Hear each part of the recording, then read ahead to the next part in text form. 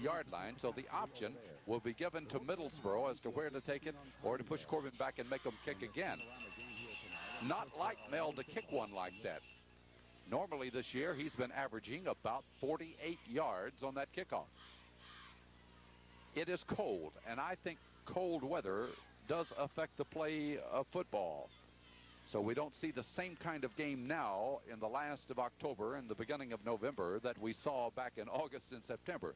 It's a totally different type of game. Now Middlesboro can take the ball,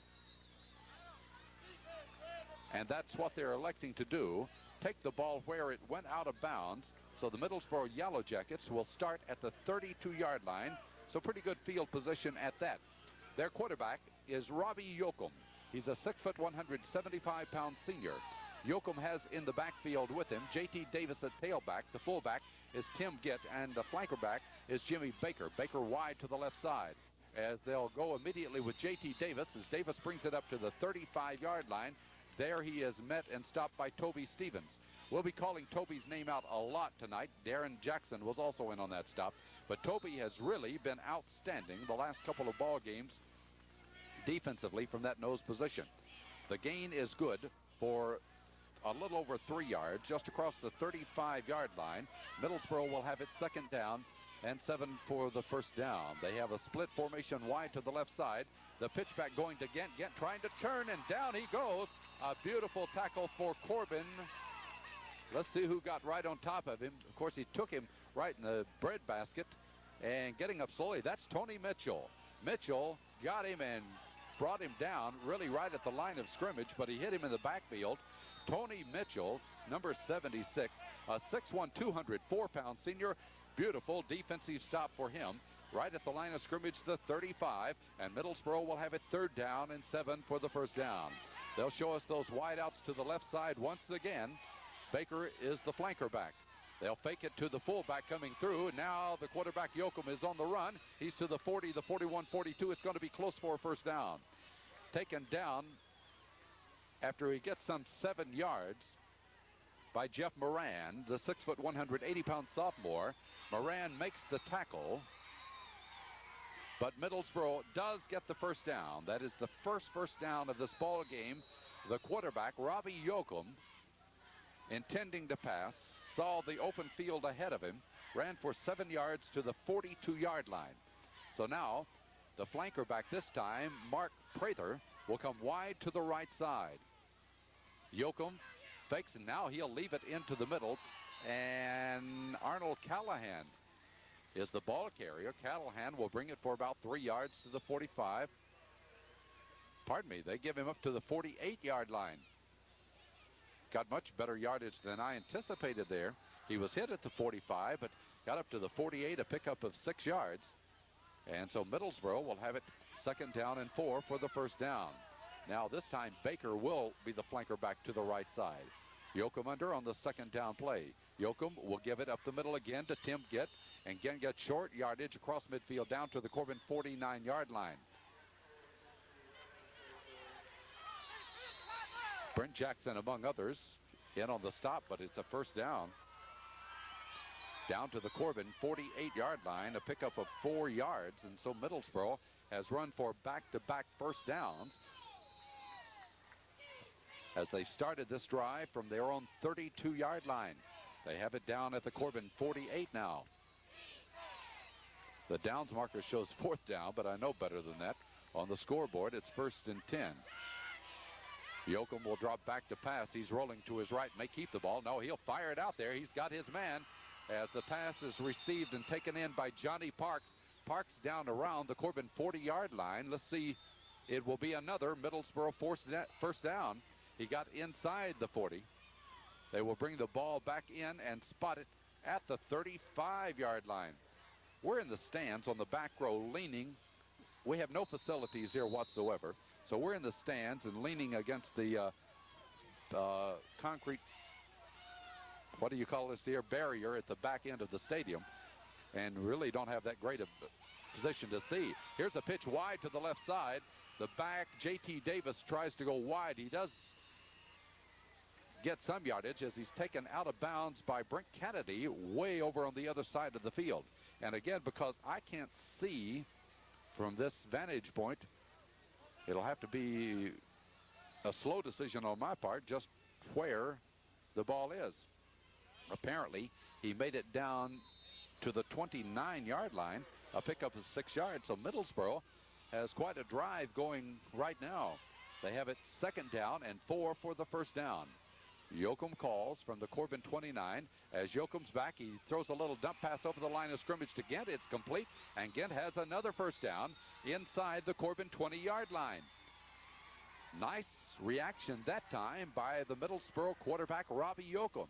He faked it into the middle, turned, put a little dump pass right across the line of scrimmage to Gent, and Gent has it down. Well, the chain gang's on this side of the field too, and they're completely out of my view now. What do you think, gang? At the 19? All right. At the 19, a 10-yard pass play for Middlesboro. That is their 3rd 1st down. If we have the downs markers on the other side, it would be most helpful. Okay. Yeah, it's on that scoreboard. That'll be helpful. 1st down and 10 with the ball at the 19-yard line. 8 minutes and 50 seconds to go in the opening period. Middlesboro with the drive underway. They'll send their halfback, Eugene Seals, wide to the left side, and Baker comes to the right side. As Yoakum will give it up the middle to Gent, and Gent comes near the 15-yard line, got about 4 more yards as he comes right straight ahead. Toby Stevens there to put him down, but Middlesboro is getting positive yardage each time.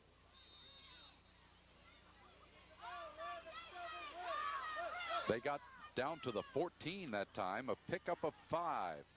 And 2nd down and 5. In the backfield is J.T. Davis and Tim Gent now behind the quarterback Robbie Yoakum. He has his wideouts to the left side. The pitchback will go to J.T. Davis, and Davis is turned in after getting a couple of yards to the Corbin 12-yard line. Darren Jackson, Brent Jackson, and Corey Reeves all over there for Corbin. But the gain is good for 2.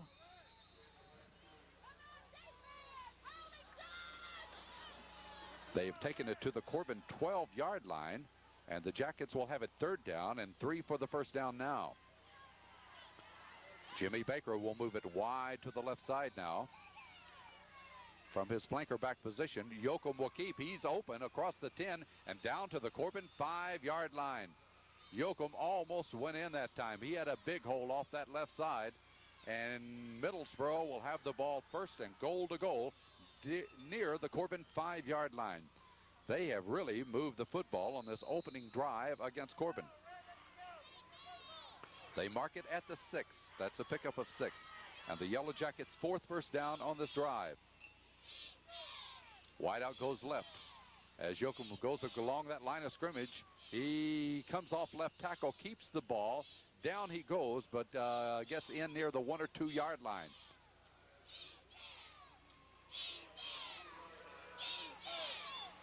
At the 2 is where he's taken down. Toby Stevens, Jeff Moran there to make the tackle for Corbin. But at the 2, it's 2nd down and goal to go for the Jackets now. 6 minutes and 45 seconds to go. We're in the opening period, no score. Now Yoakum straight ahead on the quarterback sneak. No signal yet. Yes, now it goes up. He scored the touchdown. Yoakum has taken it in from 2 yards out. And the Yellow Jackets of Middlesboro go on the board first here tonight. And they do it in straight order. Downfield they go with 6 minutes and 37 seconds here in the period. They take a 6-0 lead. Now they'll be coming back for the try for the point after touchdown.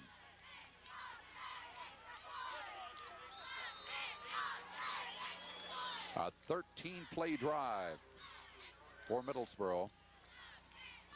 They covered 68 yards. Kicking will be Floyd Patterson. Yoakum will be holding. The snap back and the placement down. The kick is up, and the kick it is good. So here, midway through the opening period of this game, we have a timeout with the score, Middlesboro 7, Corbin nothing.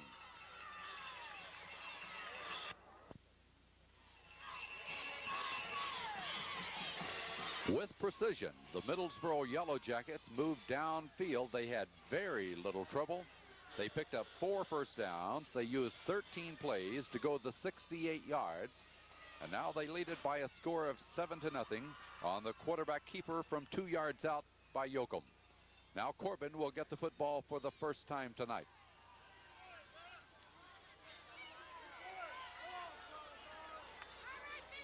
The deep man for Corbin will be Mel Chandler. Floyd Patterson has teed the ball on the hash mark to the right side of the field at the 40-yard line, and here he comes. Patterson's kick is high, short. Chandler will take it at the 10 to the 15. Chandler goes to the right side at the 20, and down he'll go at about the 35-yard line. Mel Chandler has returned the football, and Corbin will take over for the first time tonight. They have spotted the ball at the Corbin 32-yard line. Coincidence here, Middlesboro started their opening drive from their own 32. Now Corbin is starting their opening drive from their 32-yard line. The Red Hounds with the full house backfield now. Luke Sadler, number 17, is the quarterback. Both ends are in tight. On the hash mark to the right side of the field where they start their opening play, it'll be Chandler. Chandler straight ahead for about 3 yards to the 35-yard line.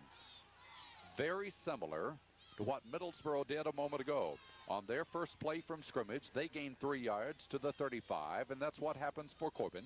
Mel Chandler takes it ahead. Now Darren Jackson, number 22, comes into the Corbin lineup with the play from Coach Cotton Adams. He'll replace Toby Stevens at that blocking back position in the Corbin backfield. 5 minutes and 45 seconds. We're in the opening period. Middlesboro leads it by 7-0. Mervo Grigsby, number 33, comes wide out to the left side of the field. Corbin 2nd down and 7 from the 35. Sadler brings them out now. And a flag is dropped. I think we've taken too much time. That's what I would guess. It took a long time for Corbin to get out to the line of scrimmage. And that is the first mistake of this football game. It's a delay of game for Corbin back to the 30-yard line. I was kind of puzzled in my mind why the slow approach to the line of scrimmage, knowing that that clock had been running all that time. Now they're back to the 30-yard line where it's going to be 2nd down and 12 for the first down. Once again, Grigsby is the wide out to the left side.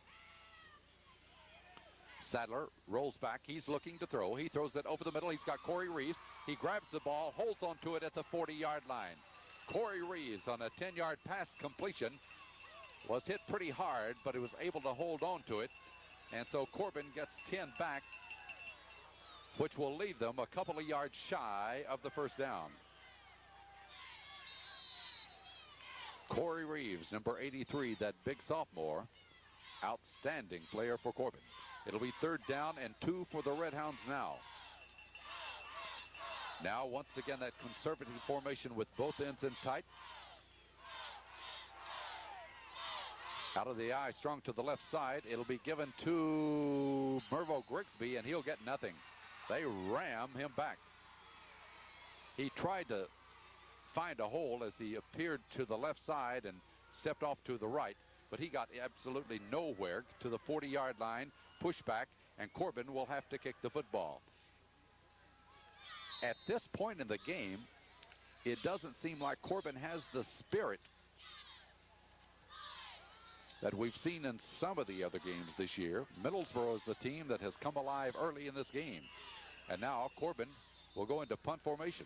So now that delay of game penalty really figures into this, because Corbin will have to give up the football simply because they lost 5 yards on the delay of game. It'll be 4th down and 2 with the ball at the 40-yard line.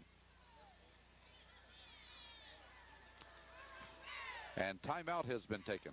3 minutes and 56 seconds to go. Here in the opening period, we have another timeout with the score. Middlesboro 7 and Corbin nothing.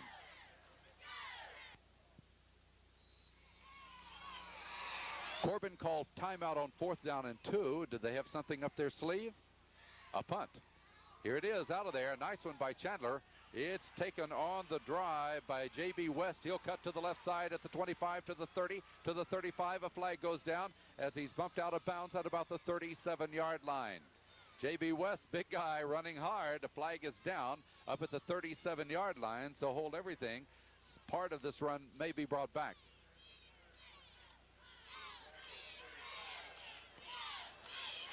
Corbin undefeated with a 9-0 record, but Middlesboro has their dander up. They want to do something about a season that went down the drain last week against Wayne County.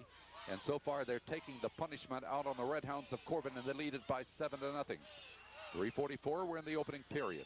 Again, we remind you that Bill Crook, our sidekick, is down in Greenville, South Carolina tonight at Furman University, where Jerry West, a former star, Jerry Smith, a former star at Corbin in basketball, is being inducted into the Furman University Hall of Fame. He was one of those, the first go-around at Corbin that was inducted into the Corbin Red Hound Hall of Fame. The penalty against Middlesboro will set them all the way back to the 20-yard line on that return. So now Middlesboro, with their second offensive series, starts it from their 20. They'll show us the wide-out Mark Prather to the right side, also split into the left side. As Joachim will fake it into the middle, he'll pitch it back now to, I think that's Gent. Yep, Gent takes the ball for about 5 to the 25-yard line. They'll bring it back and spot it just inside the 25. But Middlesboro continues to get very positive yardage against Corbin tonight.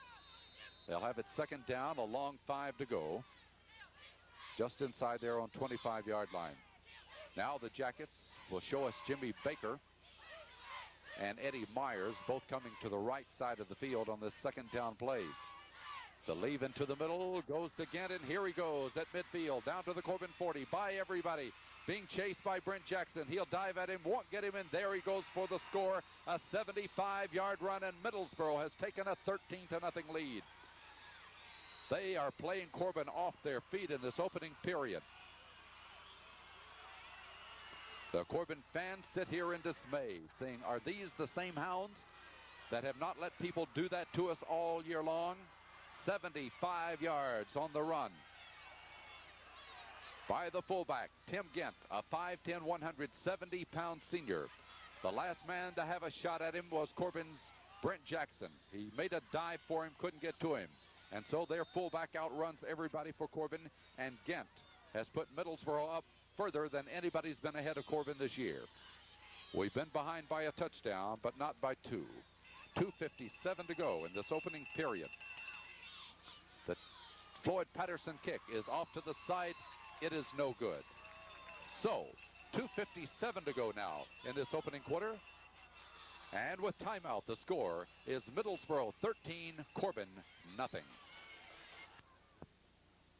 Dale has reminded me that the Bell County Bobcats led Corbin by 12-0, and that is right, Dale, before we came back to win that one by 19-18. But tonight, Middlesboro has really opened the holes in the line, and they lead it by 13-0 now. And here's Floyd Patterson kicking to Corbin for the second time tonight. His kick straight downfield will hit, take a bounce. Chandler will try to pick it up at the 5. He does. At the 10, the 15, to the 20-yard line, and Chandler will go down. So the Red Hounds will start deep in their own territory. Similarities in this game. Middlesboro started their first drive from the 32, as did Corbin. Middlesboro started their second drive from the 20. And that's about where Corbin will start. No, they marked it at the 24-yard line, where Corbin will start their second offensive series. But the difference in the game thus far is Middlesboro has scored on both offensive possessions. Now the clock runs with 2 minutes and 42 seconds in the period. And Corbin from their own 24-yard line. Sadler calls out of the wishbone. Sadler back to throw, looking downfield for Leddington. Leddington was interfered with, couldn't get free. No call, no flag, but the ball is overthrown. Had Chris been able to get untangled from the defensive backs, which he was double covered, he might have gotten to that one. So Luke Sadler threw the ball well, but I thought there was interference on the way downfield that the official threw no flag on in tripping Leddington. Very obvious here from where we stand. We saw the trip, but no call. From the 24-yard line, Corbin will have it second down and 10, wideouts to the left side. Once again, Sadler back to throw. He has time. He's going to run the ball. Uh-oh, he's in trouble now, and down he'll go. Double coverage again that time on Leddington, who was the deep man for Corbin. Sadler started to run, had second thoughts about the whole situation, and down he went. It's going to be a loss on the play. Back to the 20-yard line. Matter of fact, they're going to put it back at the 19, a loss of 5. So Corbin will have it 3rd down and 15 now. Redhounds in a big hole here, trying to get out of it with a bomb. It has not worked. Again, the double wide out to the left side on 3rd and 15. Sadler back to throw. Sadler throws it to the right side of the field. Corey Reeves cannot hold on. A hard, direct pass to the right side, and it's incomplete, and they'll have to kick it on 4th down and 15.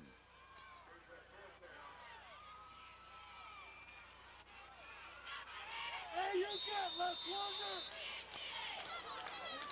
4th down and 15 for Corbin, and Middlesboro has another opportunity as Mel Chandler stands in punt formation back inside his own 10-yard line.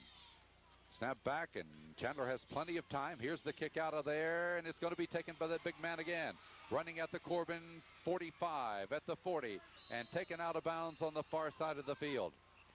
Well, Middlesboro getting great opportunities on those low line drive kicks as Corey Reeves finally runs down and takes J.B. West out of bounds. West is 6'3", a 210-pound senior. He plays tight end, and he can run with the football. So the kick for West, as I said, a line drive that allows him to return deep to the Corbin 36-yard line. And Middlesboro threatening to put this thing away in the opening period of play. They lead 13-0. Up the middle, they'll go to Gent. And Gent will get a couple of yards to about the 34. Maybe if he made that far. This time, the stop was made by John Barnett, number 63 for Corbin. Barnett is a 5'11", 194-pound senior. Corbin needs something to happen right here to turn their spirits, to turn this momentum of the Yellow Jacket team, which is all-encompassing on that football field here tonight. They got the ball for 2 to the 34-yard line, so it's 2nd and 8. They'll show us that double wideout position to the right. Yoakum will leave it once again up the middle, and once again, Gent will get only a couple of yards to the 32-yard line. So Middlesboro trying to run right through the middle of Corbin. They get short yardage where Toby Stevens is in on the play to put him down, but it's at the 32 where it'll be 3rd down and 6. Clock runs with 1 minute and 10 seconds in the opening period. Big play for Middlesboro here. However, the Jackets are in 4-down territory. Again, the double wideout situation. Andy Green is split way wide to the right side. Robbie Yoakum under. Here's Yoakum back to throw. He's rolling to the right side. He'll throw. He's got his man, but he throws it into the ground for Andy Green. Incomplete pass will stop the clock with 51 seconds now remaining in this opening period. And Middlesboro will be looking at 4th down and 6 for that 1st down. So what will the Jackets do here? I doubt that they would rather kick the football. They're up by 2 touchdowns.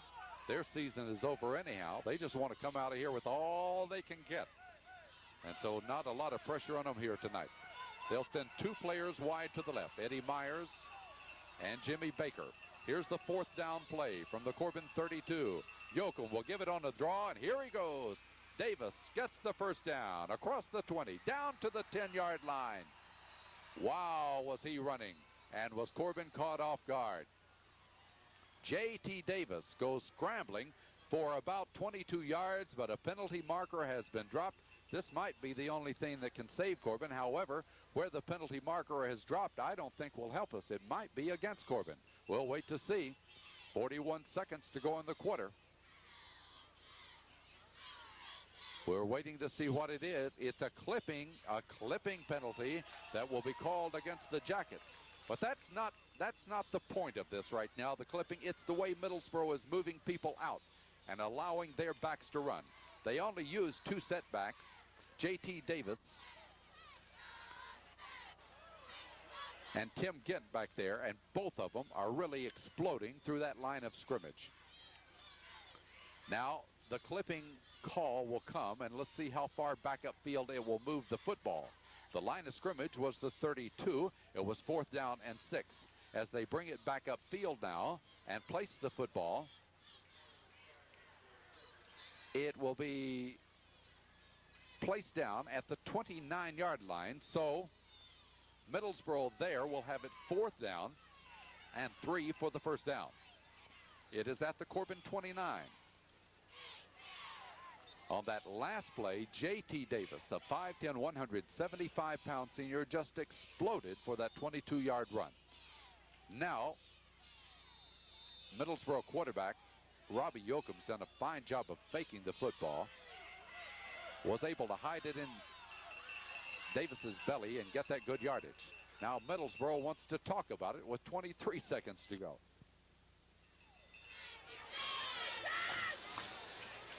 The test is here for Corbin.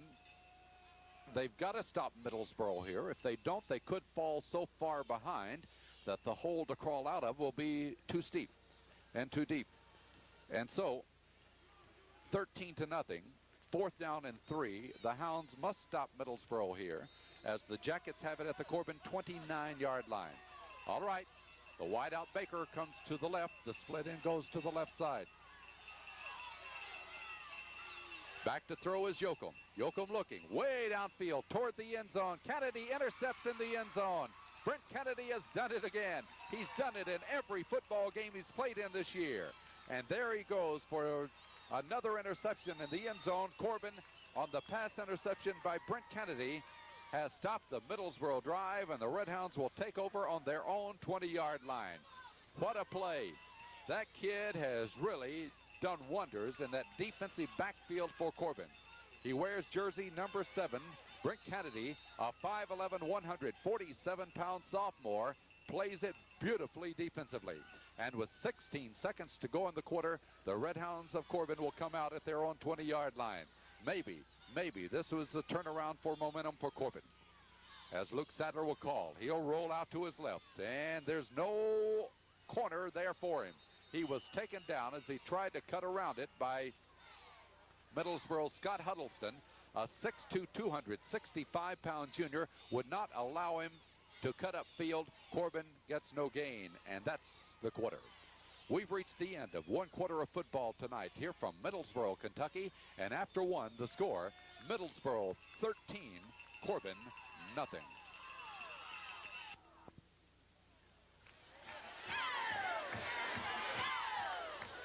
Well, I believe the loss of enthusiasm here is the lack of Bill Crook being here. Bill, get up here from Greenville. We need your help. 13-0. Middlesboro leads Corbin. The Redhounds lost 2 to the 18. They'll have it 2nd down and 12 as the Redhounds have done nothing tonight with the exception of that 10-yard pass play.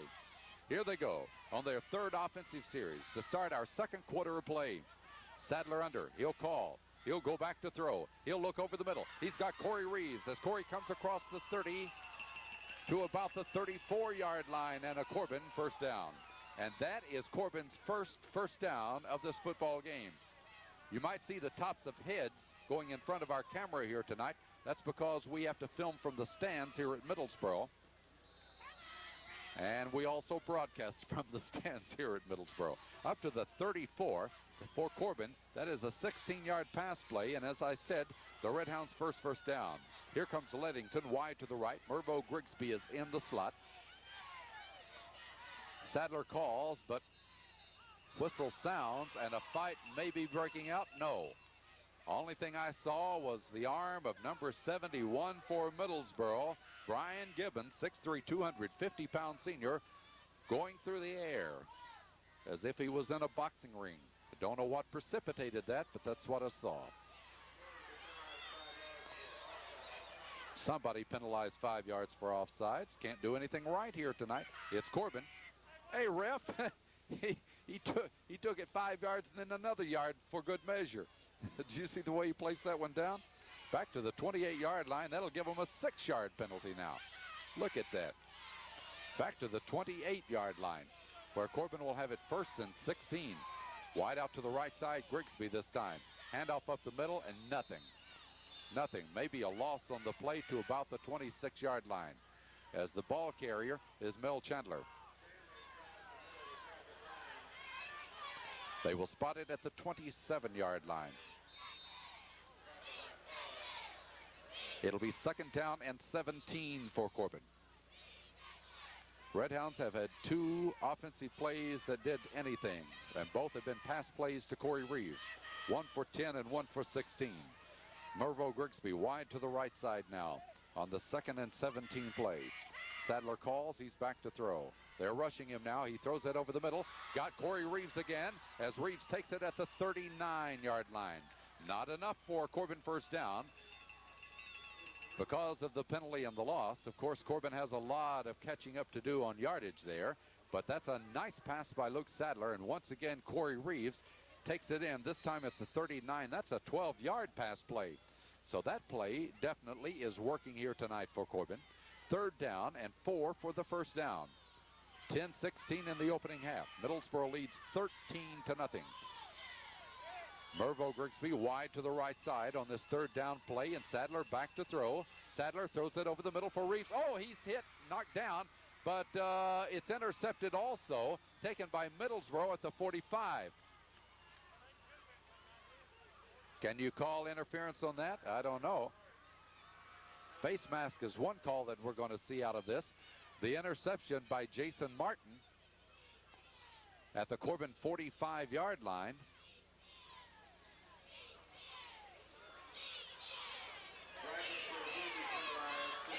Clipping is the call against Middlesboro, but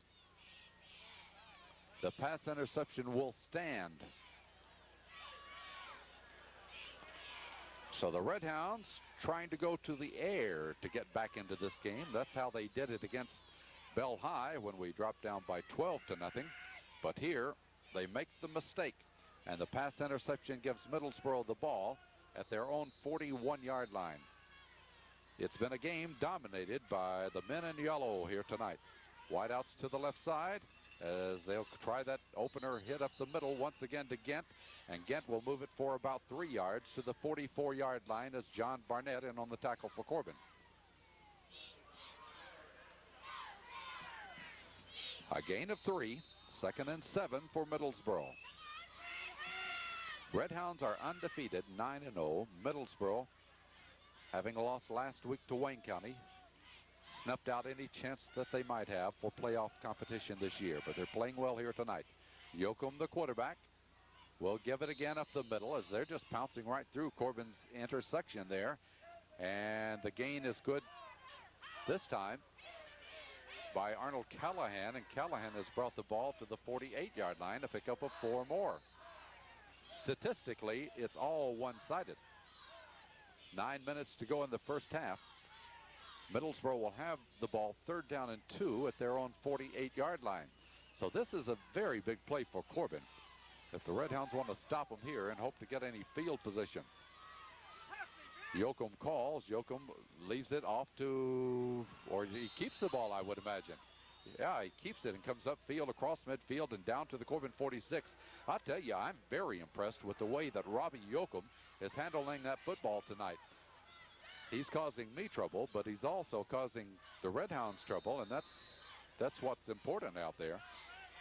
As Middlesboro now has just picked up their 5th first down of this game. That run of 7 yards by Robbie Yoakum to the Corbin 45-yard line. They're ready to go on 1st and 10. And once again, they use the interior to try to move it against Corbin and get about 5 yards down to the 40-yard line, as Callahan once again is the ball carrier. So Middlesboro using people in and out of that backfield also. Norman Mims, number 75 for Corbin, will come into the lineup now, replacing Tony Mitchell.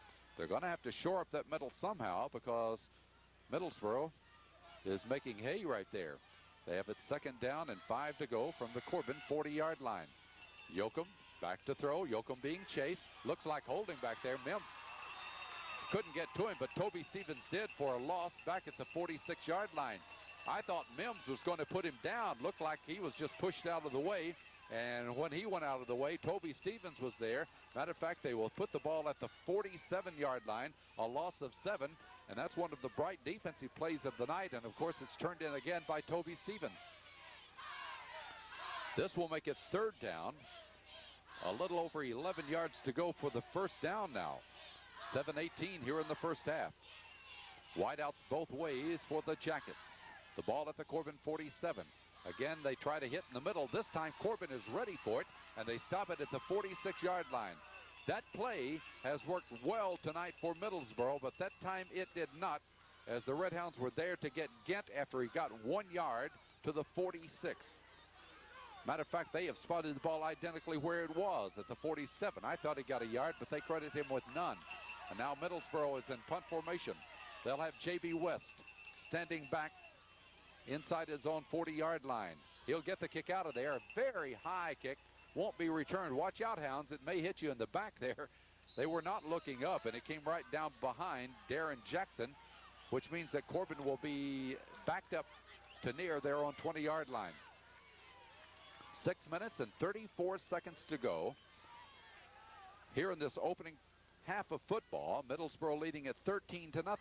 And Corbin has 1 first down in this football game, that coming on a 16-yard pass play to Corey Reeves. At the 20-yard line, the Red Hounds are set to go. This will be their 4th offensive series of the game. Double wideouts to the right side. Sadler under, rolling back to throw. Sadler looking, he'll let her go way downfield for Lettington, and it's almost intercepted. The ball was thrown a little bit short. Andy Green, number 6, got to it, but could not hold on to it. Let's look at it this way. The ball hit down at the 40-yard line, so that means that it was about 50 yards in the air, and that's as far as Luke can throw it. Lettington was open, but the ball was a little bit underthrown, and so it's going to be 2nd down and 10 for Corbin from the 20. Red Hounds have really put the ball in the air tonight. That's what's gotten them a little bit of yardage. 6:12 here in the half. Sadler on the 2nd down play is back to throw again. Uh-oh, collapsing on him. Sadler's having to run for his life up that sideline. He gets to the line of scrimmage, and down he goes after getting back there. He got just across the 20-yard line. Now, we've seen Luke Sadler break it time after time this year with some of his runs, but here tonight, Middlesboro's pretty well containing him. Got it up to the 21-yard line, a pickup of 1, 3rd down and 9. Mervo Grigsby comes to the right side for the Hounds, as the 3rd down play will unfold here from the 21-yard line. Sadler calls. He's back to throw over the middle for Reeves. Oh, great catch by Corey. He falls across the 30-yard line. Maybe enough for Corbin 1st down. He caught the ball at the 29. The strength of Corey Reeves. Oh, the official moves it back a yard. He fell across the 30. It's a Corbin 1st down, but no thanks to the official for moving the ball back. He was on one side of the line across the field. The official moved it back on the other side. And I guess I can criticize these guys. These are the same ones we praised all year long for such a fine job they've done. But here at the 30-yard line, it's Corbin's 2nd first down of this ball game. Wide out Grigsby to the right side. Lettington to the left side. Sadler back to throw. He's looking. He's looking. He'll side it to the right to Corey Reeves. Got it at the 40 to the 44-yard line. And Corey Reeves again. Corey Reeves has caught about as many balls here in this game tonight as he's caught for the entire season. And he comes up with another one. This one for 14 yards. And this one for Corbin's 3rd first down. The Red Hounds are showing they can pass the ball. And now Reeves has caught it 5 times for 61 yards. And all of Corbin's first downs. They have it up at the 44-yard line, 1st and 10. Lettington to the right side split. In the slot is Mervo Grigsby. Back to throw. Here's Sadler. He's being chased. He's going to have to get rid of it. No, he'll go down. He ate the football as he's looking a little bit more tonight to pass that ball than he is to run it. And by the time he decided he better get out of there, he was dropped back at the 39-yard line. That is going to be a loss of 5. And so, thus far, Sadler is minus 12. Here's a kid that's averaging 7.7 yards per carry this year. That is minus 12 in rushing tonight, but that has to be credited due to the fact that he's being sacked in a passing formation. 2nd down. and 15 for the first down. The ball at the Corbin 39-yard line. The double wideouts to the left side. Sadler calls, and he's back to throw again. He's giving ground. He'll throw it upfield for great grab by Mervo Grigsby, and he slides down at midfield. Mervo Grigsby came up with a spectacular catch. The defense played the ball, missed it. Grigsby got it. It will be a gain, however, not a first down for Corbin. But Mervo came up with the spectacular. He's only the second Corbin player to catch the football tonight. Reeves had caught all 5 prior to that. And for the first time tonight, Corbin is in Middlesboro territory. 3 minutes and 18 seconds to go in the first half. The Redhounds have the ball at the Middlesboro 48-yard line. A pass play of 13 yards. It'll be third down, 2 yards to go for the first down. Again, the double wideout formation to the right side on third down. Sadler back to throw. Sadler looking. Sadler's going to be hit. Down he'll go. He'll try to get back to the line of scrimmage. Maybe made a yard. He needed a couple. But Sadler saw that he couldn't get it to his intended receivers, and knowing he needed short yardage, tried to move it back up the middle. However, there wasn't much room there. He might have gotten a yard or two. Let's see. As a matter of fact, it will be close enough for a first down.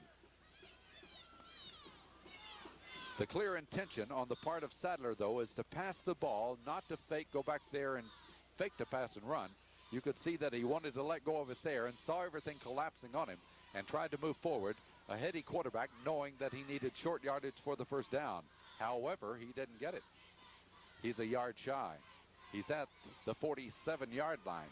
So I would think here, with only 2:42 to go in the first half, the Redhounds are said, hey, we want this ball game too. We're here to win. We're going for it. So the first gamble of the football game, I would assume, will be made by Corbin. We'll wait to see. 2 minutes and 42 seconds in the half, and Middlesboro leading at 13-0. And the Hounds show us some offense here. Now, we haven't played a lot of rushing offense in this football game. It's almost been nil. Sadler will call it with the I formation strong to the right side. Sadler gives it to Toby Stevens, and he got the first down. He's still running across the 40 and down to about the 38-yard line.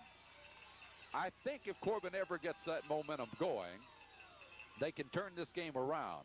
But it's been a long time in coming, and now they're having to battle the clock, and they're having their first offensive drive of the night as the ball was run from the 47 down to the 38-yard line. 9 yards by Toby Stevens, and Corbin's 4th first down of this first half. Clock runs with 2:25 in the half now. Out of the eye, it's Stevens again. Stevens picking his hole to the left side. Got good running room and got another 8, maybe 10 yards on that carry. So the Redhounds, after passing, go to the rush now. Toby Stevens back-to-back carries. We'll wait to see just how far downfield he got. He did get another Corbin first down. That is number 5. And in first downs, 4 of those have come on this drive. He brought the ball all the way downfield to the 25-yard line, a pickup of 13 yards. Clock runs with 2:12 here in the first half, but Corbin threatening for the first time tonight down at the Middlesboro 25. Mervo Grigsby wide to the right side. Sadler under on the first down and 10. Sadler rolling to his right. Sadler looking. He'll throw it over the middle. He's got Reeves at the 10. Reeves at the 5. Reeves down to the 2-yard line. 2, 3, or 4, somewhere in that vicinity. Corey Reeves on another heads-up play by Luke Sadler, the quarterback, just dumps it right over the middle, and the Redhounds have shown us some versatility here in this second quarter that we haven't seen for a long time. They have spotted it at the 7, at the 7. An 18-yard pass play, and Corbin's 6th first down. Now, it's first and goal to go at the 7-yard line of Middlesboro. Sadler calls. Sadler gives. Mel Chandler hopping over people. Gets across the 5, and down he'll go. Clock runs with 1:38, and Corbin says, let's stop it right there. So the Redhounds with a real serious threat, and Coach Adams wants to talk about it. Timeout is called with 1:38 here in the first half of this game. With timeout the score. Middlesboro 13 and Corbin nothing. Fans, my vantage point is terrible. I thought he got across the 5. He got across the 10 and down at the 8. So Corbin will have it second and goal to goal at the 8-yard line as Chandler got nothing on that play. So we'll try it again with 1:38 to go. Second and goal from the Middlesboro 8-yard line. Sadler under. He rolls back. Sadler rolling to his right. He's looking across the middle. He's going to be taken down at about the 10-yard line. He had a man at the back of the end zone, Chris Leddington, begging for the football, but that would have been, I think, a dangerous throw, as there were a lot of yellow jerseys in there. A penalty marker might have been dropped. The clock is stopped with 1:30.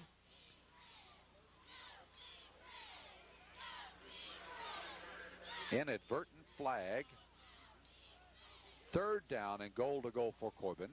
The ball now is at the Middlesboro 10. So the Red Hounds watch an inadvertent flag, save them some time, but they're still not ready to go. However, right now, time is not really the critical situation. It becomes downs because we're down to 3rd down. We have plenty of time. The problem is we have only 2 downs. And here it is, 3rd down from the 10-yard line.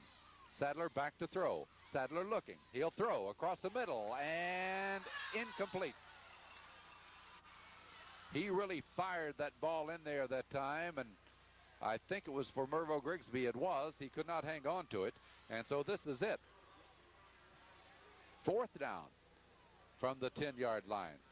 Corbin's only drive of the night has taken them from their own 20-yard line, and now with 1:04 to go in the first half, they have it 4th down and goal to go from the Middlesboro 10. They want to talk about it again. We're ready to go. This is it, 4th down. Goal to go. The ball at the Middlesboro 10. Double wideouts to the left side. Leddington and Grigsby over on that left side now. As Sadler is back to throw. Sadler looking. He's going to be taken down behind the line of scrimmage. Was he ever sacked back there? Middlesboro came with the blitz by Jason Martin, and Martin hits him way behind the line of scrimmage, and the Yellow Jackets of Middlesboro withstand the Corbin threat. Bring Sadler down back at the 17. And they'll take over now with less than a minute to go in the first half of this game.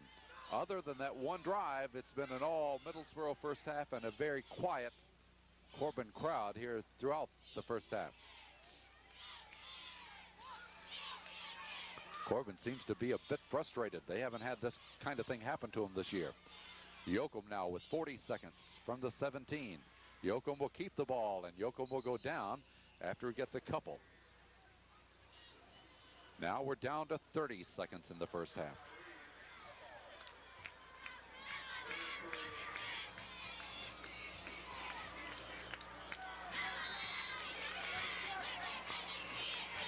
So Middlesboro may be content to run out the clock. First 2 times Middlesboro had the ball tonight, they scored. One on a 13-play drive, the other on just 2 plays. They are going to let it run out. So the Yellow Jackets of Middlesboro, if they had played this way last week, would they have beaten Wayne County? Wayne County really handled this team, ran all over them from the rushing standpoint, but Corbin has not been able to do that tonight. Matter of fact, we'll review it at halftime. As we've reached the end of the first half here for Middlesboro with the score Middlesboro 13, Corbin nothing. We'll be back in just a moment. Gained 147 yards. Corbin. Middlesboro leading it by 13 to nothing. Donnie Stepp along with Fred Hall and Dale James. Let's play.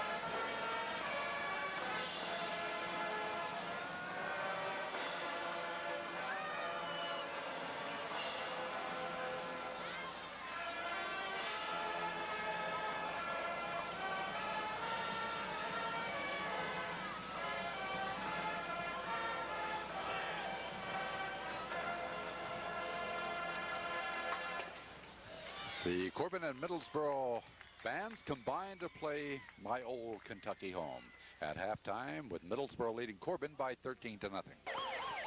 The Red Hounds are back out, and we're about ready to go here in the second half of this game. So what is puzzling, Corbin scored 3 points last week and won over Kaywood. They haven't scored here tonight. The Red Hounds, a team that's averaging about 28 points per ball game until the last couple of ball games. And I'm sure that there are question marks in the minds of the coaches, the players, the fans, and everybody. Where has the offense gone? Has the defensive teams we've played in the last couple of games been that much better? Kaywood, we know, was a good defensive team. Wayne County pretty much had their own way against Middlesboro, and rolling to 340 yards rushing last week in defeating the Yellow Jackets. Corbin has 6 yards rushing here in the first half. Middlesboro 147 yards rushing. So that has to loom large. Of course, Corbin went to the air many times in the first half, and quite frankly, they were quite successful. The passing game looked good, but as we said, it has not produced the points. And so it's going to take a come-from-behind effort as Corbin will receive the football to start our second half. By the way, this completes our 10-game regular season schedule, and all of those that sponsor our telecast and broadcast, we hope that you'll say something to them and a word of appreciation. As far as our telecast on Televid Sports, Dale Johnson and I, this is the 10th year that the people of Corbin have been able to view Red Hound football on Southern Cablevision. So, you know, not everybody has this opportunity, and so many of you have said something about it and how you appreciate it. And I know our audiences have grown and grown and grown as the years have gone on. And I think this year probably we've had more than any year in history, and we're appreciative of that. So this completes our 10th year of telecasting. And of course, I've been with WYGO now for 3 or 4 years and doing the play-by-play, and that has certainly been an opportunity. And the people that sponsor this, again, we'd like for you to say a word of appreciation to them for what they do to make it possible. It's going to be Floyd Patterson. I remember laughing about that in better times up here, about his name. Will he throw a knockout punch and that kind of thing? But tonight it's no laughing matter. He's kicking the football, and Middlesboro has thrown the punch. Deep for Corbin will be Mel Chandler. Here's Patterson approaching the football. It's a high kick, driving Chandler over. He'll take it inside his 5. Back upfield he comes. He's running hard, but he's hit hard also. And down he goes as Middlesboro has excellent coverage on that kickoff. Matter of fact, I don't remember anybody this year having that good of coverage against Corbin on a kickoff like Middlesboro has had tonight. They've done a lot of things well, and that's just one phase of their game that has shown up. So Corbin will start from their 20-yard line as our second half now is underway.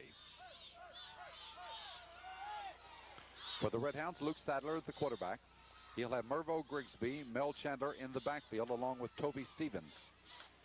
And they're going to start on our very first play with an end around. That is Leddington. Leddington getting by people. Finally, he goes down as he's hit from behind, crossing the 35 up to about the 38.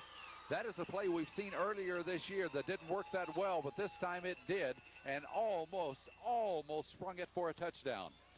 But Leddington was bumped from behind, knocked down as he was going by people on that end around. And Corbin has just ended up with their 7th first down on that 16-yard run to the 36-yard line. Oh, that's an excellent play to come out and start our second half with. Now Sadler gives it. Toby Stevens is going to be buried behind the line of scrimmage at the 33. When you hesitate a little tonight, it doesn't pay off. And Toby hesitated that time, looking for an opening in the line. There was none there, and he got buried back there. So they'll spot the ball at the 34-yard line.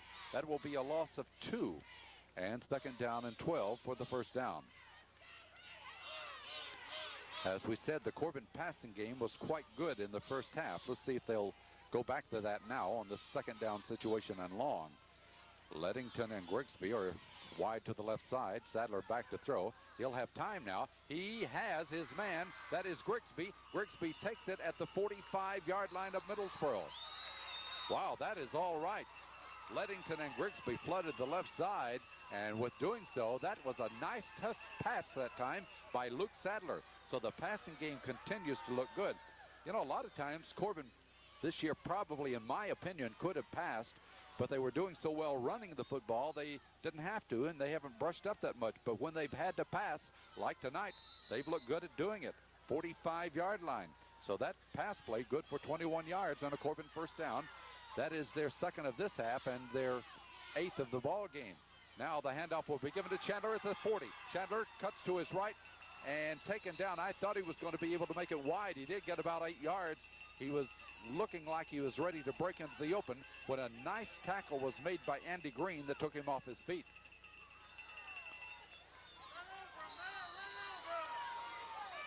But Chandler has taken the ball to the Middlesboro 43-yard line, the 37-yard line.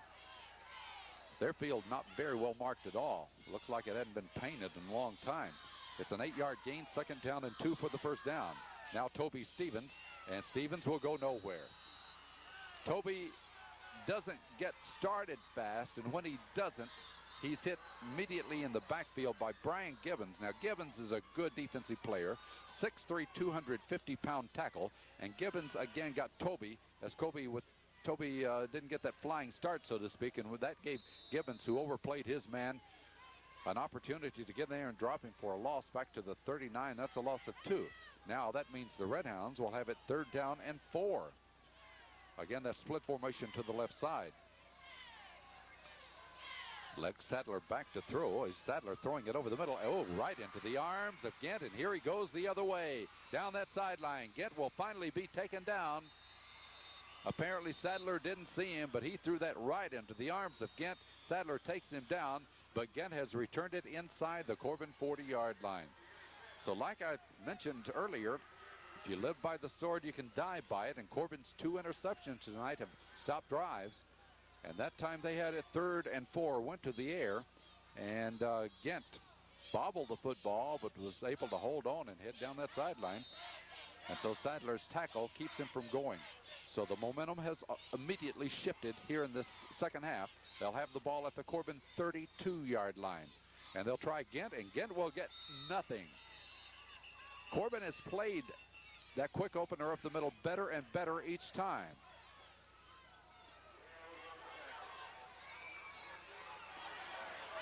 Barnett made that tackle. He did it well. At the 32-yard line, no gain. 2nd down and 10. The only problem with not getting that play earlier tonight is that Middlesboro was able to score a couple of touchdowns. They lead at 13-0, 8:30 to go in the 3rd period. They'll show us a double wide out to the left side. Yoakum's on the option. He pitches back. This is Davis trying to cut wide. Davis will be hit and taken down, as it looks like Sean Elliott. Yep, it's Elliott, number 16, that goes over to get him. Moran was trying to fight off a blocker on the left side of the field, but that option to Davis has put the ball downfield about 8 or 9 yards. Let's see where they'll spot it. Near the Corbin 22 or 23. Matter of fact, it's close enough for a first down. It's right at the Corbin 22-yard line. So Middlesboro has come up with a big 3rd down play.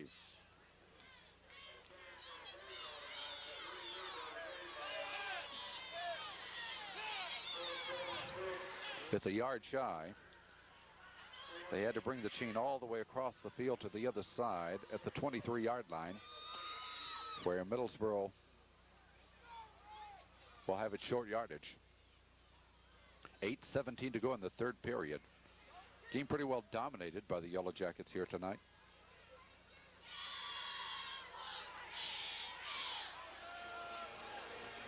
Corbin has been a ball control team this year in many of our ball games. Here tonight, Middlesboro has played that control. Matter of fact, that was the 2nd down play. Pardon me. The 2nd down play got them that yardage. This will be the 3rd down play. 3rd down, a yard to go for the first down. They have respotted the chains now. Good sized crowd. It's not a capacity one, but a big crowd turned out. A lot of following here tonight for Corbin. Here's the 3rd and 1 play for Middlesboro from the 23-yard line. They'll try the reverse counter to the right side to J.T. Davis, but he'll get hardly anything. Corbin put some good defense. Corey Reeves is there for Corbin. And let's see if he got it. It may be close enough for another measurement, and that's what they're going to do. Near the Corbin 22-yard line, they'll measure again. 8 minutes and 3 seconds to go in the 3rd period. Corbin started this second half by moving the ball from their 20 on an excellent play. Chris Lettington took it on the end around and got it for 16 yards, and then they were moving fine to the 39, and then the pass interception occurred. Yeah, they let, it was 8:03, so I'll tell you exactly. They let 19 seconds run off the clock while they moved the chains across the field there. They had stopped them at 8:03. They moved the chains over and they start the clock. Well, if you're in Middlesboro's court right now, you got to say they like running the clock because they're ahead by 13-0. Now they reset it at 8:04. How about that? They can reset theirs. Sure, I'm glad, because I'd hate to stand here another couple of minutes while they reset it. It's back where it was. So really no infraction of the clock right there. One fan yelling 8:10, but I think it was 8:04. I thought it was 8:03, but it's back about where it was. So Middlesboro set to go. 1st and 10. They did get that first down, and that is their first of the second half and their 6th of the ball game. They have it down at the Corbin 22-yard line. Robbie Yoakum lines them up, 2 setbacks behind him. Yoakum along that line of scrimmage will keep the football, and he'll go down after getting about a yard. John Barnett, Moran, both in on the tackle for Corbin. So it's a yard gain to the 21-yard line. And 2nd down and 9 for the Jackets now.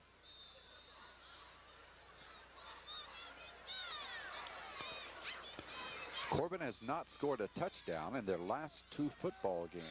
They won last week by 3-0. They have not scored here tonight. 2nd and 9 for the Jackets, as they'll give Davis, and Davis will hurdle over the line of scrimmage. Takes it inside the 20 to about the 17, so Davis gets about 3 more. That will leave Middlesboro with a 3rd down play coming up. A very quiet, reserved crowd for Corbin. We're standing right among them here tonight. They haven't had really that much to cheer about. They have put the ball at the 17. It'll be 3rd down and 5 to go. So the Jackets will send Mark Prater wide right, as Yoakum will roll. He'll option it, pitch back. Davis is hit, and down he goes by Mel Chandler. Mel Chandler made a good play coming up from that corner position there to put him down and prevent Davis from taking it for long yardage. And that will leave Middlesboro now with 4th down and 5 from the 17-yard line. Let's see what the Jackets elect to do here. Now, with only a 2-touchdown lead and missing that extra point, they may want to try a field goal. They're going to talk about it here. They call timeout. 6 minutes and 15 seconds to go in the 3rd period with timeout. The score, Middlesboro 13, Corbin nothing.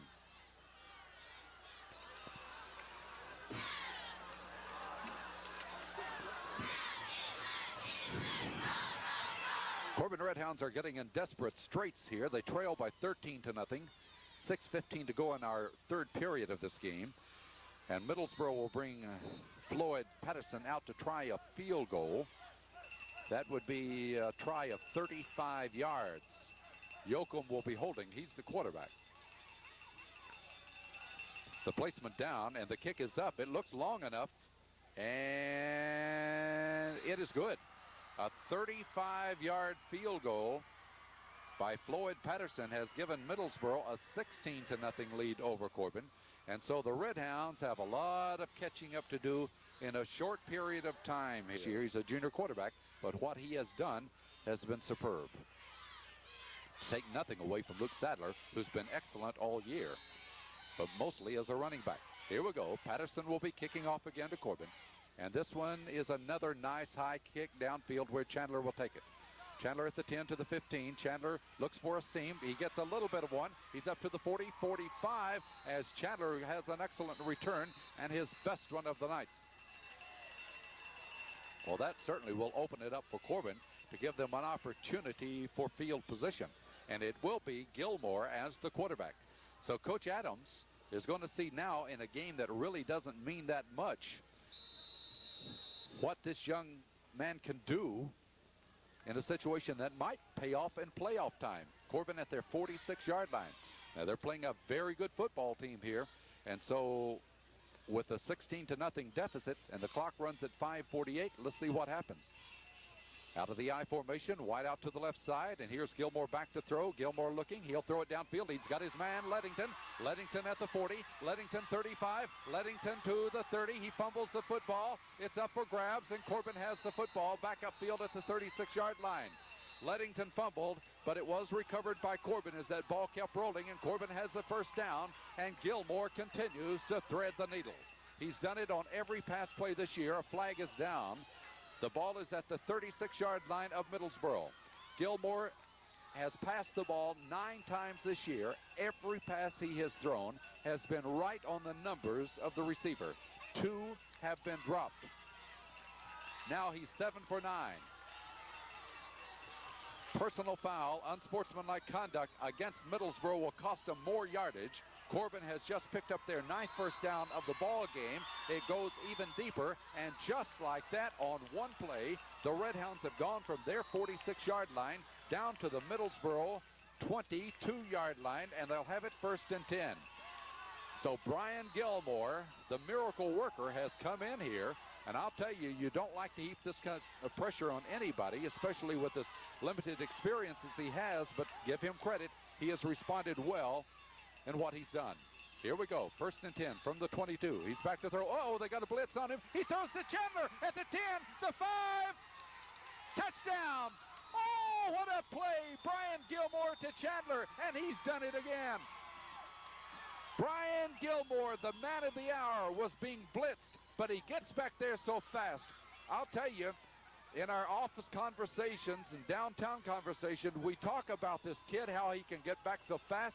Even if you blitz him, even if you blitz number 15, he can get the pass off, and he showed us he could do it. And we were wondering, can he do it in a pressure cooker like this? He has done it on a pass play to Chandler of 22 yards. That coming with 5 minutes and 9 seconds to go in this 3rd period, and Corbin is on the board for the first time tonight. Now they're going for the 2 points after touchdown. Gilmore lines him up. He's back to throw. He's looking. He's being blitzed. He throws. He's got his man, but he's hit and taken down short. The pass was complete, but Chandler could not get in there, and so Corbin still has a 10-point deficit. But with 5:09 to go in the 3rd period, with timeout the score, Middlesboro 16, Corbin 6. 2 plays. Corbin goes 54 yards for the score. Both pass plays by Brian Gilmore. 1 to Lettington and 1 to Chandler. The 1 to Chandler for 22 yards, and Corbin, after struggling all night long, is now on the scoreboard, but they still have a lot to overcome. And they'll be kicking off to Middlesboro, who's been pretty much able to control their own destiny here tonight also. That has to give you some hope to have a backup quarterback with the ability to come in and do what Gilmore has done. He has passed the ball this year 10 times. What kind of kicking formation is this? They're all huddled out around the football. What's happening? I don't know. Let's see. Here it is, an onside kick being attempted, and it's hit by some people. Didn't go 10 yards, by the way. But did Middlesboro touch it? I don't know. Corbin tries an onside kick. That comes here in the 3rd period. So we're playing different kind of football. Never seen anything quite like it. Looked as if we were huddling. And Chandler approaches the ball. It goes 9 yards. And Middlesboro gets the football.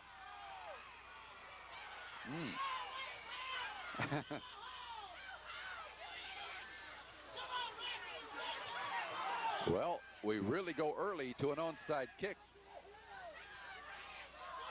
in the third period, and Coach Adams says that a Middlesboro player touched the ball, but the official says no, it's Middlesboro's ball at the 49. So Middlesboro will take it at the Corbin 49, pardon me. Robbie Yoakum, Corbin fans yelling for the first time tonight, gives to Gant, and here he goes straight ahead across the 45 and down to about the 42-yard line. Middlesboro has been excellent through the middle tonight. 4:44 to go, third period. The Yellow Jackets get 7 yards out of that one to the Corbin 42-yard line.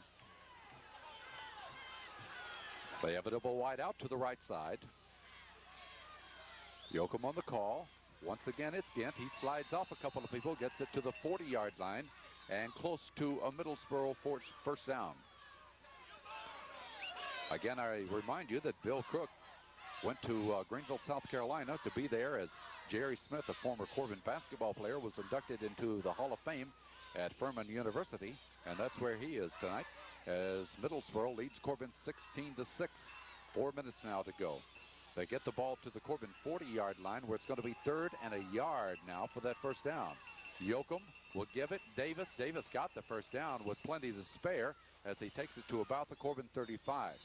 Those options in that backfield out of this, what looks like a veer formation to me, have really given Middlesboro good yardage all night. It's also given Corbin fits all night. They have put the ball to the 34, and for Middlesboro, that is their second first down this half and 7th of the ball game. They have their spread formation to the right side as they'll fake it into the middle. Yoakum goes down. A good tackle by Brent Jackson. He got just enough of the ankle of Yoakum to take him down, but Yoakum did move the ball forward a couple of yards to the 32-yard line. One thing we cannot afford to do now with a 10-point deficit is let Middlesboro play ball control. They have it 2nd down and 8 to go from the Corbin 32-yard line. Spread formation to the right. They have only 2 setbacks behind Yoakum again. He'll go on the option. He'll give it straight ahead to Gant, and here he goes. Gant, no, it's going to be stopped before he goes in, but does take it down to about the 15-yard line. That is the one that struck for 75 yards tonight. So just like that, after Corbin has scored, here comes Middlesboro roaring right back. But one of the reasons they're roaring right back is they started this drive at the Corbin 49, and now they're able to really push it right against them. Down to the 14 is where they say he was stopped. It's the 8th first down. Middlesboro 1st and 10 at the Corbin 14-yard line with 2 minutes and 45 seconds in the third period. They give it to Davis. Davis hit hard after getting a couple of yards. Has moved it to the 12-yard line of Corbin. Toby Stevens there to make the tackle for Corbin. At the 12, 2nd down and 8. So Middlesboro, with a 10-point margin, continues to eat up a lot of the clock. Corbin took them nothing to score on the 54-yard 2-pass touchdown. But Middlesboro is using it with the ground game, and now they call a timeout. Control the line of scrimmage here tonight. So here they go again, threatening as they have the ball down to the 12-yard line. I think Corbin's done a lot of things that can help them in a playoff, though. They've learned a few things here tonight, things to work on, things that they're strong at. Let's see what will happen here as Coach Tommy Faulkner gets off the field. He's instructed his team what to do defensively. Robbie Yoakum, who's been a terror at that quarterback position, done a fine job here tonight, will go under center now. On the option to the right, he'll give it to Gant, and here he goes. Didn't get in, though, but got very close. Brent Jackson making the tackle on Gant. It's going to be a first down, however. Tim Gant has taken it down to the 6-yard line. Or is it a first down? I'm so far away in such a drastic angle here, I can't tell. No, it's 3rd down and a yard to go. Obviously hoping for a turnover or something here. Middlesboro has not turned it over tonight. They'll give it again. No, it's going to be Yoakum, and Yoakum is hit and taken down near the 5. Let's see whether or not he got the first down. He did. Middlesboro gets the first down. That is their 9th of the ball game. So they're going to have it first and goal at the 1-yard line. Clock runs with 1:20 to go, third period, and Middlesboro threatening to score their 3rd touchdown of the night. They have it at the 1. Yoakum on the call. He gives, and I think it was Gent. Apparently he did not get in, as Norman Mims is one of those there to plug up that hole. It'll be 2nd down and goal to go with the ball at the 1-yard line.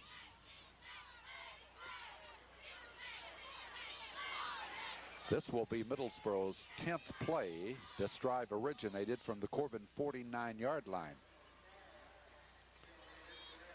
Personal foul penalty against Corbin can't hurt him too badly because the ball's at the 1. They move it half the distance of the goal line. So here we go. Middlesboro lines them up on the hash mark to the right side of the field. Yoakum calls. Quarterback sneaky, got the touchdown. Nobody stopped him at all. And now Middlesboro adds to that margin. And they've been able, as I said over and over tonight, to control the line of scrimmage. And in doing so, they push the margin out to 22-6. Robbie Yoakum has scored his 2nd touchdown. We haven't seen, I don't think we've seen anybody do this to the Red Hounds this year. Open up holes like Middlesboro has on them. 22-6 the score, 56 seconds in the quarter. And the try for the point after. Once again, Floyd Patterson will be kicking as Yoakum is holding. And the kick is up, and it's good again. Boy, does he ever boom that thing. Almost knocked it out of the park. However, the fence behind kept it in. So that makes it 23-6, 56 seconds to go in the quarter. Well, the Red Hounds have had a few points scored against them this year. This is not the highest, but the fact of the matter is Corbin has been able to score more than the other people. It's 23-6 here, Middlesboro, on the kickoff. And the kickoff will be going to Chandler again up at the 10-yard line this time to the 15-20. He'll take it off to the right and runs right into a Middlesboro player. And that's a player that's done well here tonight. His name is Jason Martin.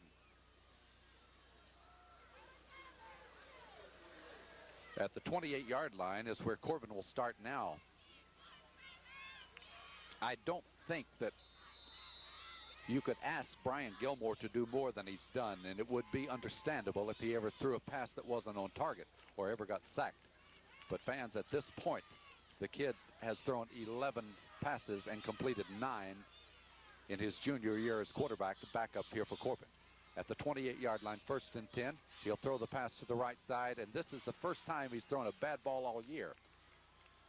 He tried to hit a pass at the sideline to Mervo Grigsby, and he just threw it over his head. I think he was throwing it parallel to the line of scrimmage, hoping Grigsby could take it and run upfield up that right side. Incomplete pass will leave the ball at the 28-yard line. 2nd down and 10 for Corbin.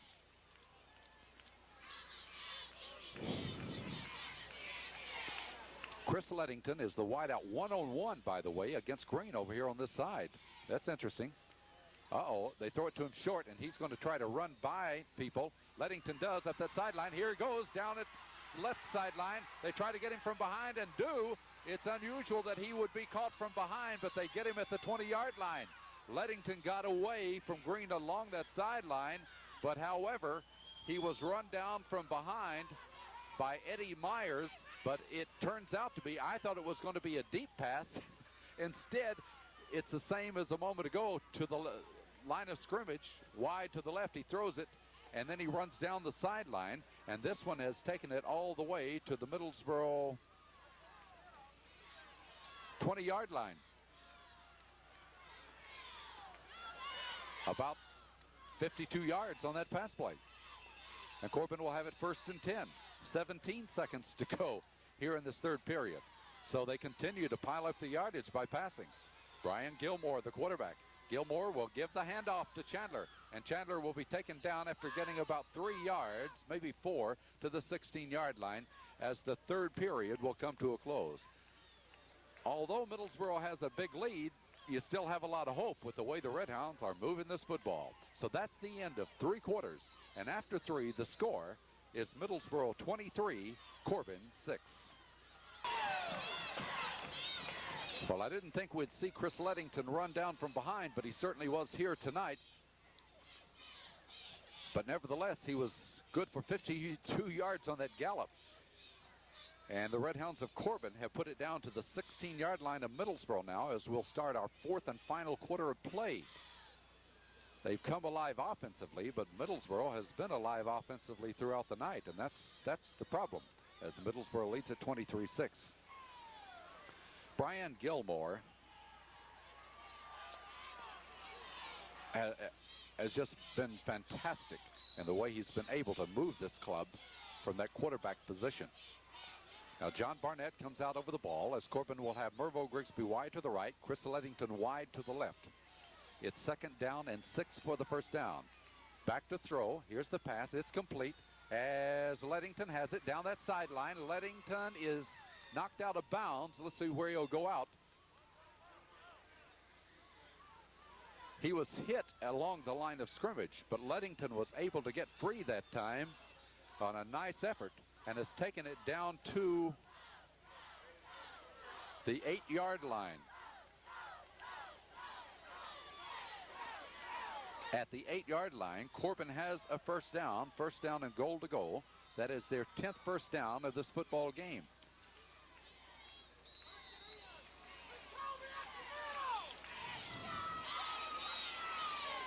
Gilmore 4 out of 5 passing now. Will try the running play this time, and he'll give it to Stevens, and Stevens powers inside the 5. He wouldn't give up that time. Looked like he was hit in the backfield, but those Redhounds now, they're hungry. They want to get back in here, and let's see the way they're moving the football. They may have time. They can shore up some defense out there. We're 30 seconds deep in the 4th quarter. Corbin has the ball down to the 3-yard line on that 5-yard run by Toby Stevens. It'll be 2nd down and goal to go from there.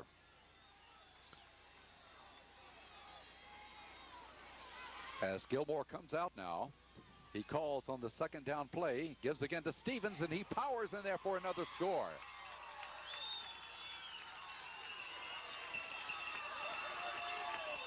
So Brian Gilmore gives it to Toby Stevens, and Stevens is in there.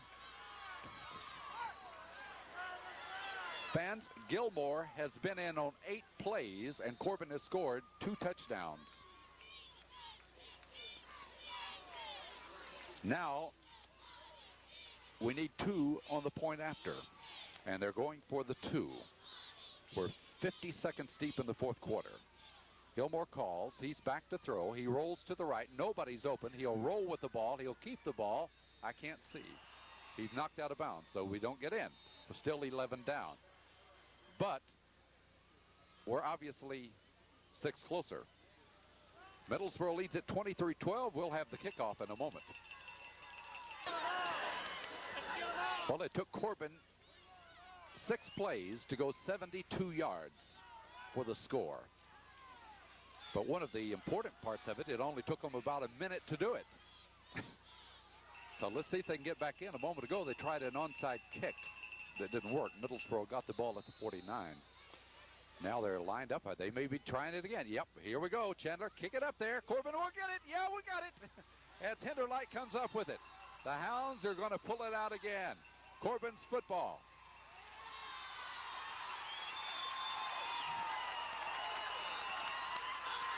Corbin gets the ball. If we can continue to move the ball like we've been doing since Gilmore came into the lineup, we'll win this football game, fans, because if you can score a touchdown a minute, we may end up with 60 here. Middlesboro leads at 23-12. Hold on back there in Corbin. They're coming your way. 11:10 to go. Let's see what happens here. The ball is Corbin. It's at the 49-yard line of Middlesboro. Wideouts both ways. Grigsby this way. Lettington the other way. Gilmore the quarterback. Chandler in the backfield along with Stevens from the 49 of Middlesboro. Gilmore back to throw. He's looking. He's looking. He throws it way down deep. He tries to get it. It's intercepted. Knocked up in the air and taken by Middlesboro. Up that sideline comes Gent. Gent's back at midfield now, and out of bounds he goes. That ball was hit by Lettington as he had two men on him. Went way up into the air. Gent came way back from where he was to pick it out of the air after it was tipped up in the air. So Middlesboro ends up with the football at midfield on the third pass interception of the night. And when you get into talking about, well, quarterback throwing an interception, you got to think that Middlesboro is playing the pass all the way, and we have to take these gambles to get back in it. And so with the situation there, he threw an excellent pass. It's just the coverage was there, and it was knocked up into the air, and Middlesboro comes up with it. They have it at midfield. Now, Middlesboro will try the running play to Gent. He gets a couple of yards to about the 48. The thing about Middlesboro tonight is they have not turned the football over. They did it one time. Kennedy, who's intercepted a pass in every game he's played in, made the interception in the end zone on a fourth down play. Now Middlesboro has it at the Corbin 48-yard line. Second down and 8 for the first down. We cannot afford to let them play ball control, however. Yoakum, the quarterback, gives it again to Gent. Gent's a hard runner, but he gets just short yardage, a couple to the 46-yard line. And there's Toby Stevens again. He's playing the same kind of football that he has in the last several ball games. Toby Stevens has been, again, excellent on defense. The clock will be our enemy, down by 11 at 23-12. Middlesboro has the ball at the Corbin 46-yard line. Third down and 7 for that first down. They'll have the double wideouts to the left side. They seldom do anything with those guys. We'll see what happens here. Yoakum back to throw. He's throwing to him this time. It's into the ground, incomplete. Brent Kennedy had the defense on the intended receiver, who was Eugene Seals. I don't know about the rest of our crew, but I'm freezing to death here. We're all standing in the stadium here trying to broadcast and telecast a ball game. Dale's hands are completely frozen. Dale, I'm riding and wearing gloves. Go ahead and try it. Put your gloves on. Punt formation. Here's the kick out of there, and it's a nice one. Boy, is it nice. Chandler backs up to the 5. Chandler looking. He's trying to find some running room. He's up at the 10, the 15, the 20, the 25. Chandler finally knocked off his feet after he crosses the 25-yard line. Mel Chandler has made an excellent return there. And Corbin is back in business now with 9 minutes and 14 seconds to go. I said don't give up. The Red Hounds haven't. They're in there fighting. They know it's an uphill battle, but they're giving the effort now, and let's see if they can do it. Middlesboro scored the first 2 times they had the football tonight, and so the Red Hounds have had an uphill battle since then, but they've come alive now. Sadler is the quarterback.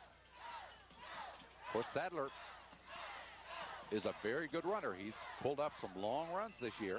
Sadler back to throw. Sadler looking. He'll throw it over the middle for Reeves. He's got it at the 40, up to the 44-yard line. Looked like a face mask, was it? The fans over here want it. They had him up around the headgear, and the fans are saying face mask. We need a lot of that right now. It's a Corbin first down. So Luke Sadler comes in. Corbin has, I'll tell you, they looked excellent passing tonight, but those 3 pass interceptions obviously get in your way of maintaining control of the football. Up to the 43-yard line. I think that is Corbin's 11th first down of the game. I'm a little bit too cold to write all those things down now. Wideouts both ways. Sadler, the quarterback. Sadler fakes. He's back to throw. Uh-oh, he's looking. Now he's going to have to run, and down he goes back at the 38-yard line. Middlesboro has done a good job of containment here tonight. They've really not allowed the Corbin quarterback to break free after they've crashed down on him, and that's going to be a loss of 5 yards. It'll be 2nd and 15.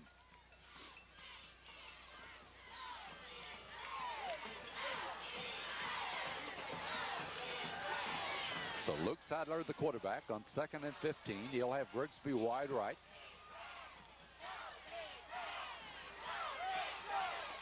Taking a lot of time here. 8:09 to go. Sadler back to throw again. He's looking for Grigsby. He's airing it out down the field, and it's intercepted, I think. Is that Gant again? That's, nope, not Gant, but it's intercepted. Eddie Myers got that ball. It's just throw it and see whether Grigsby or Myers can get it. And really, Myers had the better of the position. Grigsby tried to bounce him a little bit. But another interception. That's 4. 8 minutes to go. And so that certainly dims the picture a little bit here. An 11-point deficit, 23-12. Middlesboro has the ball at their own 26-yard line. As Yoakum will keep the football, and Moran and a couple of others get him and take him down. Sean Elliott also there, and Toby Stevens there, Corey Reeves. Well, we provided some excitement, and the pass interceptions, of course, when you try those long, deep patterns, and you have that kind of coverage, you can expect some of those, and they've had them here tonight, the last 2 times. The gain is good to the 30, a pickup of 4, and the Jackets will have it 2nd down and 4. So Corbin very close now to seeing their first loss of the year come at the hands of Middlesboro. Yoakum on the pitch. He'll pitch back, and there's Davis. But Corey Reeves tracks him down on that side, along with Moran.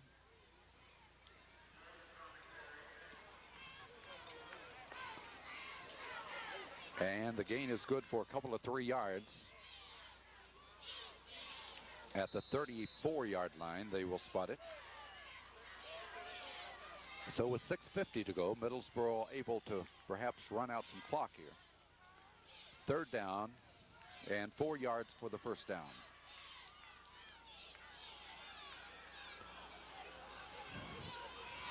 On 3rd and 4, Yoakum.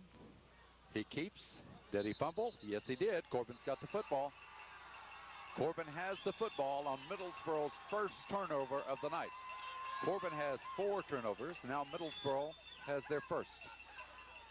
And so with 6 minutes and 30 seconds to go, the fumble by Middlesboro, so we're not out of it yet. 6:30 to go, but as Gilmore threw it there on 8 plays, we scored 2 touchdowns. We're going to have to do that kind of productivity to get it. At the Middlesboro 34 is where the Hounds have it. We've got to go to that air game, but both ends are in tight this time. Sadler on the keep. He's behind Engel trying to cut the corner. Sadler is hit, but he won't go down. He cuts back in. Sadler goes down to the 20-yard line and inside the 20. A very gutsy run by Luke Sadler.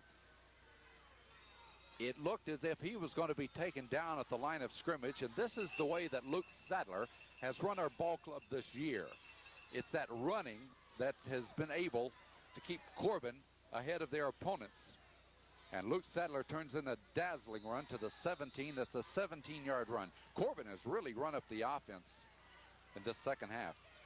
They have 12 first downs now. 5:58 to go in the ball game. Sadler, oh, is he ever taken down hard behind the line. It's going to be a big loss on the play there. And I'll tell you, that kid, Brian Gibbons, has ruled our line of scrimmage all night long. Brian Gibbons is 6'3", a 250-pounder. And he throws Luke for a long loss. The clock runs at 5:35. Middlesboro leads 23-12. Corbin fighting desperately to get back in it. The loss is back to the 22-yard line. So with that loss of 5, it's going to be 2nd and 15. Sadler calls with wideouts both ways, and here's Luke back to throw. He'll throw it to the end zone. It's intercepted. That's number 5. And here they come up that sideline. Boy, we're throwing right into the arms of people here tonight. With that, we see people in red heading for the exits. 5:08 to go. Pass interception, number 5. So the opportunity to come back in this one may go by the wayside simply because the desperation passes were trying to force things. I think that as much as anything. Nobody open, but trying to get it in there anyhow, and so Middlesboro has the football. Again, I think it's going to be a learning experience. Perhaps we get in playoff time, we'll look at this thing and say, hey, we don't do things that way. So here we go with Ghent, and Ghent's done that well all night long as he'll move the ball from the 28-yard line. That's where the return was.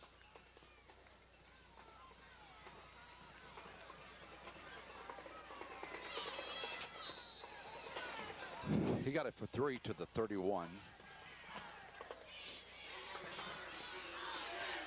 Looks pretty obvious now that the Red Hounds, with the 11-point deficit coming back in this one with only 4:35 to go. If they let Middlesboro get a first down here, this game will be curtains.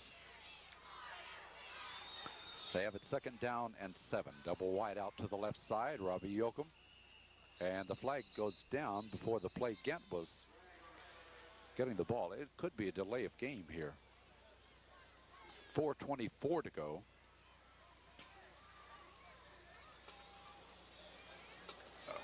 The Red Hounds gave us some excitement here tonight. I don't think that they play the kind of football game we're going to have to play, though, to move on through the playoffs, and I think they know that. So with the delay of game penalty, that puts the ball back to the 26-yard line. Yoakum will give again to Ghent, and Ghent will get a couple of yards to about the 28. Again, Middlesboro trying to eat up that time.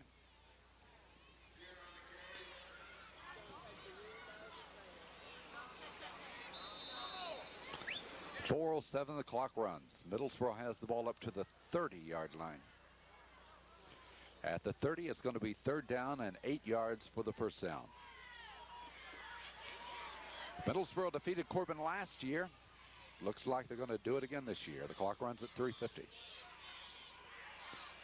On the 3rd and 8 play now, Yoakum on the option. Yoakum will keep the ball. Nice hit in there. The flag goes down, but the tackle, who made that first contact? Was it Toby or Jeff Moran or Corey? All three of them were there. I think perhaps it was Corey Reeves that got in there first. I couldn't tell for sure. You people can on the playback. Oh, I can tell you that. When I watch the playbacks on Sunday night, I see a lot more on the television screen than I see at the football game, and I think you do too. Penalty marker was dropped with 3 minutes and 39 seconds to go. Now let's see. Gilmore is warming up along the sideline. Perhaps Gilmore will come back in on this series of downs. He did throw the interception, but you know, it wasn't a clear interception. It was a ball that was batted. And so the kid has still been on target on everything he's thrown, with the exception of that sideline pass to Mervo Grigsby. And so he might get another opportunity here.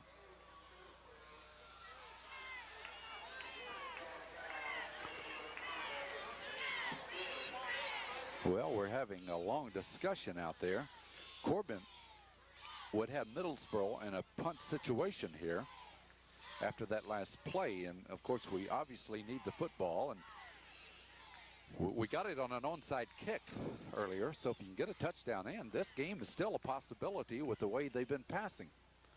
Fred, do you have that passing yardage totaled up right now for Corbin?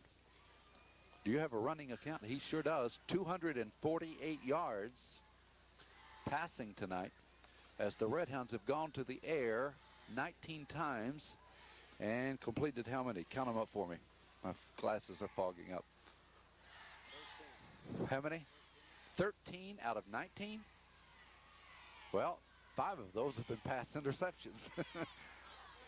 When we throw the ball, somebody catches it.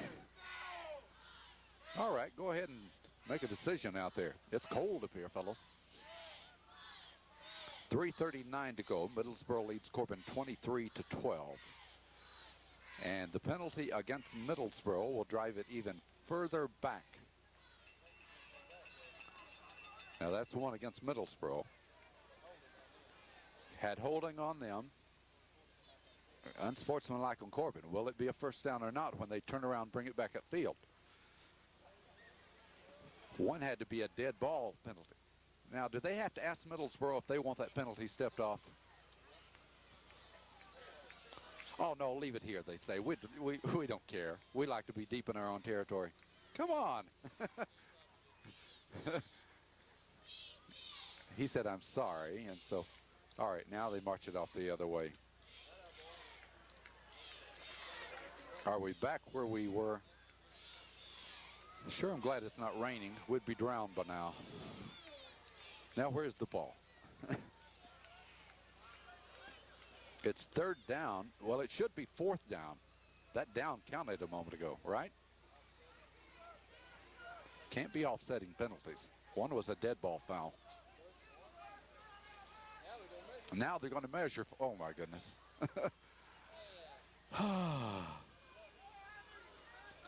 It's not a first down. So now they'll bring the chains back over and reset.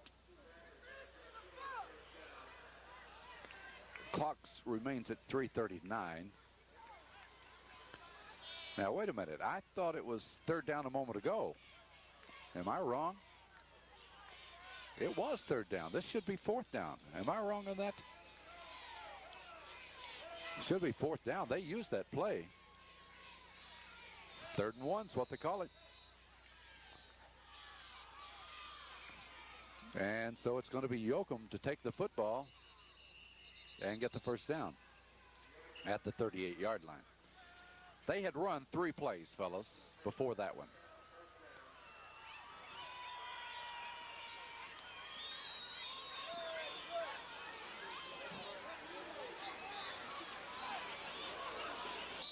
So the personal foul penalty was a dead ball foul, and so that left it at 3rd down as we took the penalty. Okay.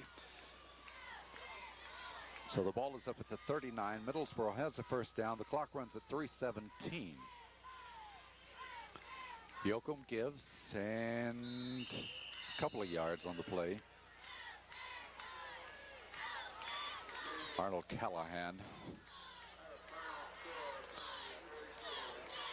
to the 41-yard line. Less than 3 minutes to go now.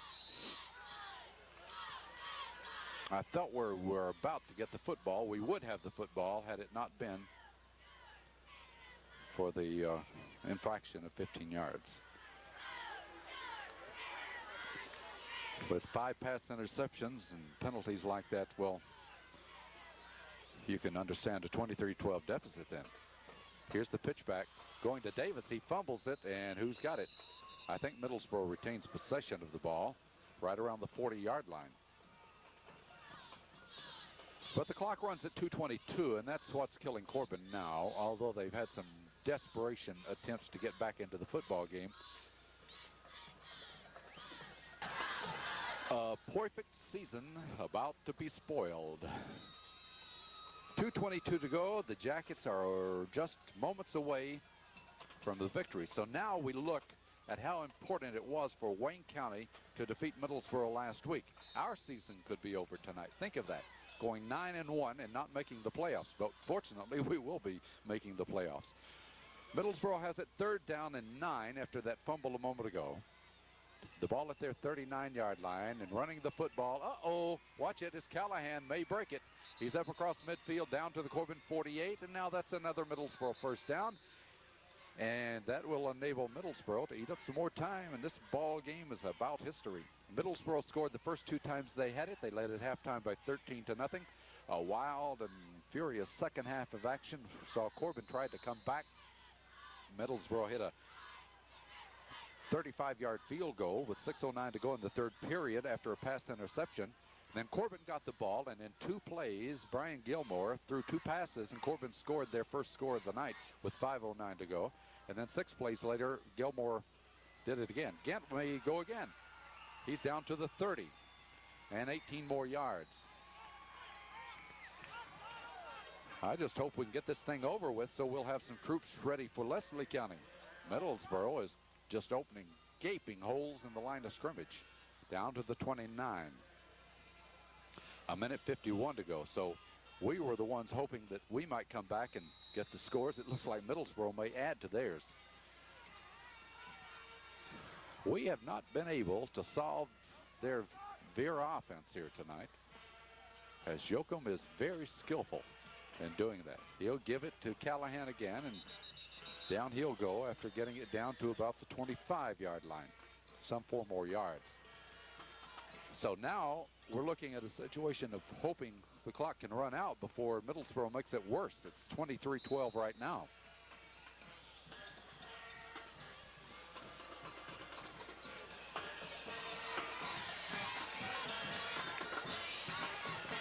Middlesboro with a minute 10 to go will have it 2nd down and 6 at the Corbin 25-yard line. Once again, it's Callahan, and he'll get about 3 more. All this means is that Middlesboro will have defeated Corbin. So the Yellow Jackets had a good year.